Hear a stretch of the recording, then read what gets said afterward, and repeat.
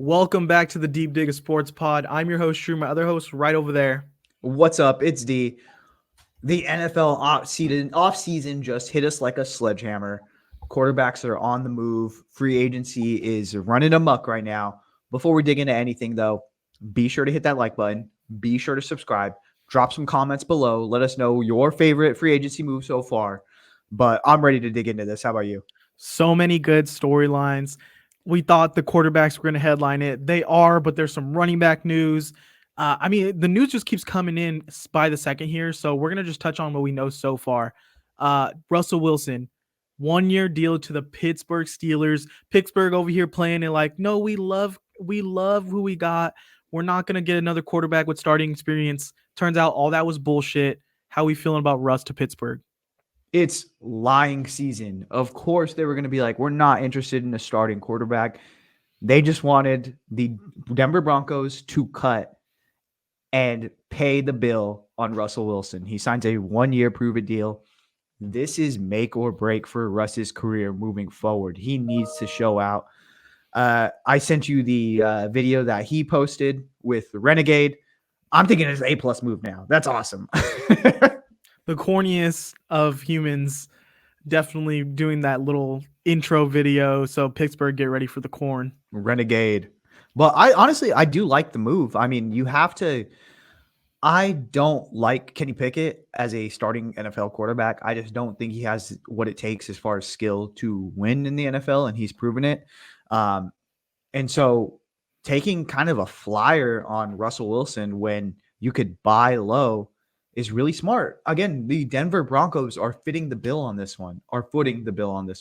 And you have to take opportunities like that. And guess what? If it doesn't work, clean your hands of it, wash off. Hey, hopefully he sucked well enough to get us a really high draft pick next year.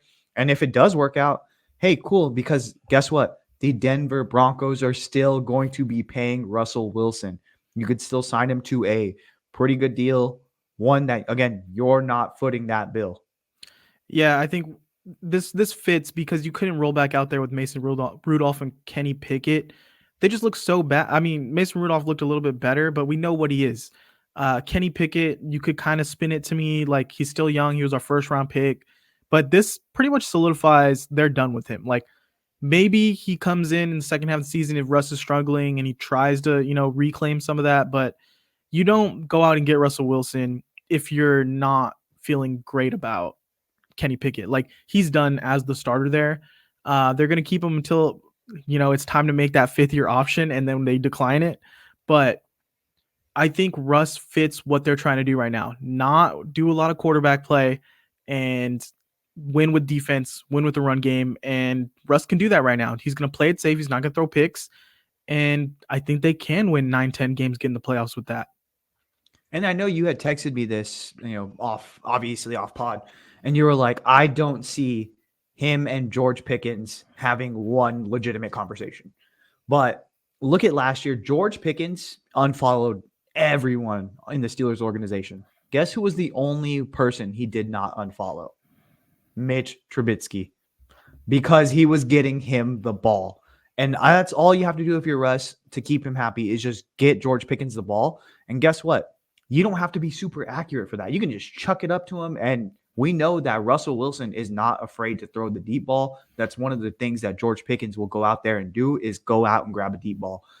I think it's, again, I don't really care about Russ I'm going to be this superstar star. I think he might have been humbled this year.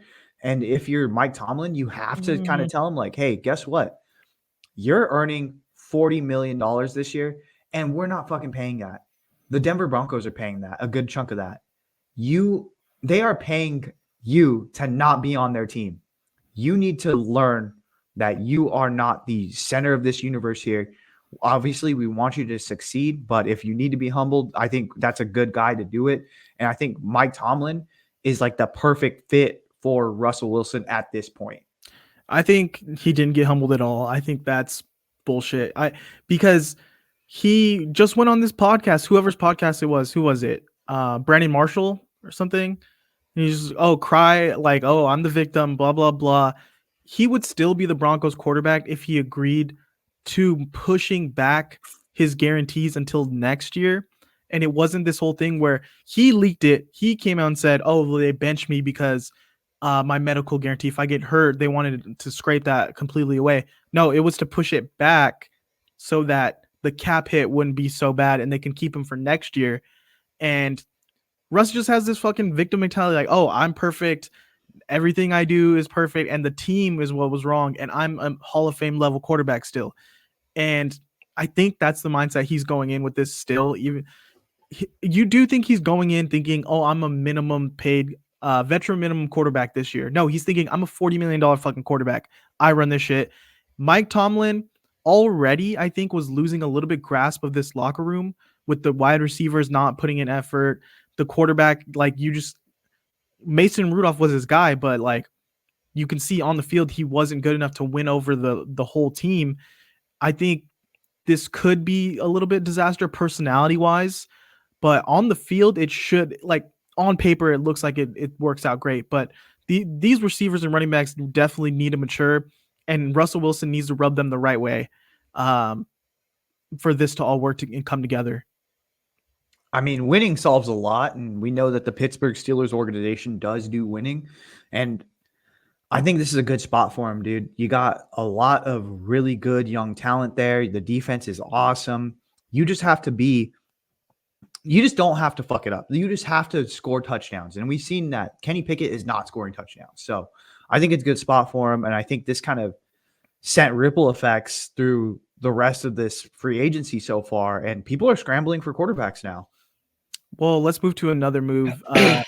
Kirk Cousins. I really didn't think that this was going to happen. I thought he was loyal to Minnesota. I thought this is just like a tactic for him to get more money, but it seems like Minnesota overplayed their hand. Like, "Oh yeah, go see what you can get, and we'll come back. We'll circle back to Kirk later." But he signs a 4-year, $180 million deal with Atlanta, $100 million guaranteed. He's going to get paid $90 million over the next 2 years. So they're going all in. I feel good about what Atlanta's doing right now. How are we feeling about this Kirk move? I don't think the NFL will ever see another Kirk Cousins again.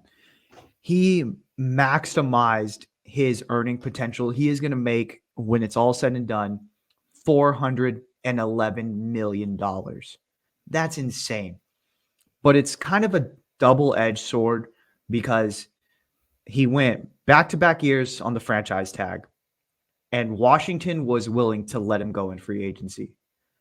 If you're a truly franchise guy, we've seen with Lamar Jackson, they do not let franchise guys go. They hit him with the franchise tag and said, "Hey, anyone who wants to offer Lamar Jackson a contract, feel free to offer him a contract. You will just do the negotiating for us, and we will pick up that check." They were willing to do that. There's no way that you let a franchise quarterback go. And so he's good enough to get paid and be the top free agent. He is not good enough to be that guy that teams just want to keep in the building, which is a weird dichotomy. And so, yeah, I think you're 100% right. Minnesota overplayed their hand. There was talks at the beginning of the season that they were ready to move away from Kirk Cousins, and everyone's looking around like, "Well, who's gonna play quarterback?"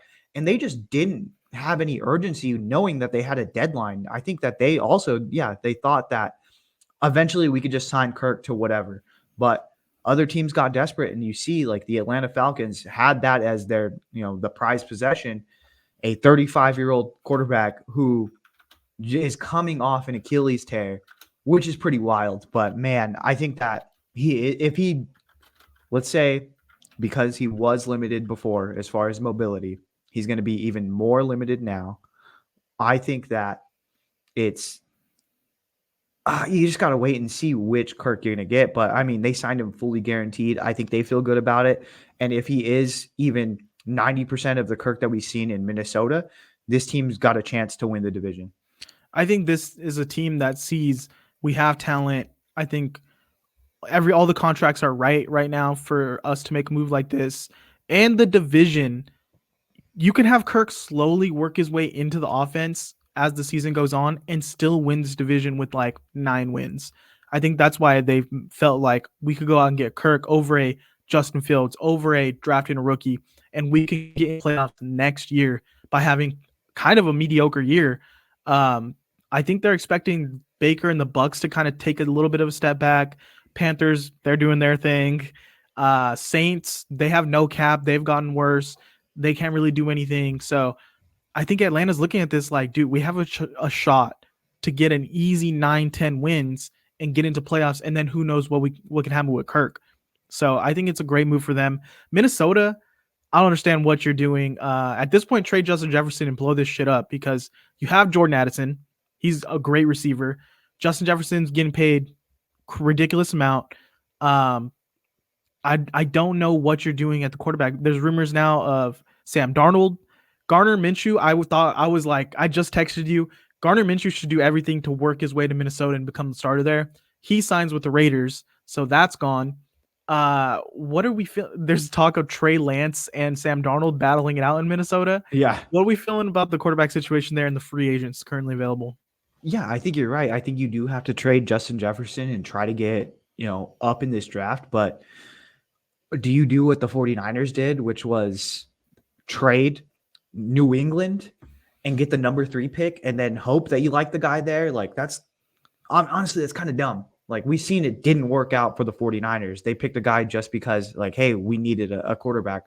And I think deals out of desperation are the deals that end up backfiring on you.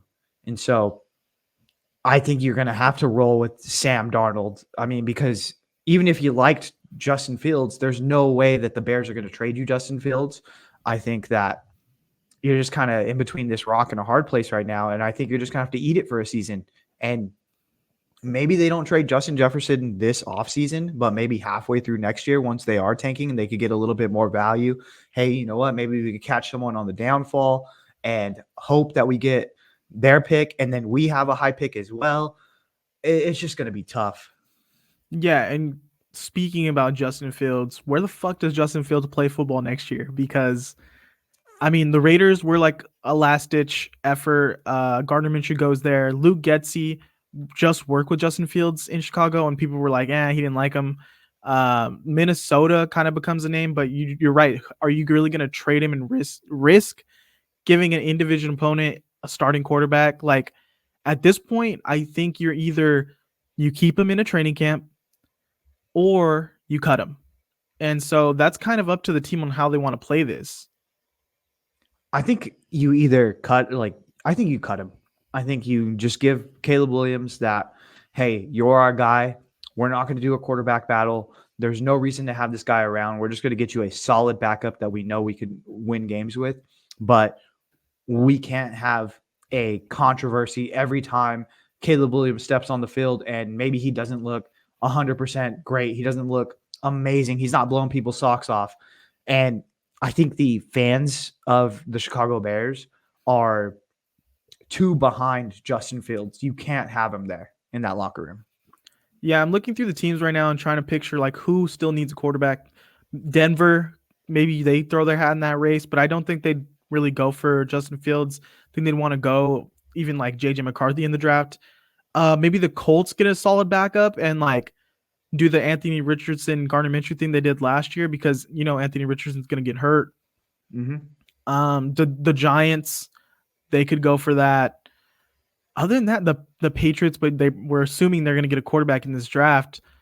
Other than that, I mean the Commanders, they're going to get a number quarterback. 2 in the draft. Yeah, they're Giants no way. probably want to roll with Will Levis. So other than that, there's not much options. And if you're trading for Justin Fields as a backup, are you really going to trade for him with that contract right now when you can just wait and get him cut and get him on a cheap deal because he's not going to be your starter? Like you're not going to commit that much to him. So I'd rather have him on my bench and wait to see than like risk everything and have him on my bench. I know. And then too, like even before all of these free agency moves, teams were looking at it and they were saying, well, rather than Justin Fields, we'd rather have Sam Darnold because at least we know what Sam Darnold is. And I don't really like that, but I kind of understand the feeling of a GM. If you're like, hey, I'm going to take this, guys for sure thing. We don't know if he's going to fit well in our offense as Justin Fields, but man, it's a real tough spot for him. I think being cut would actually open up a lot more options to him.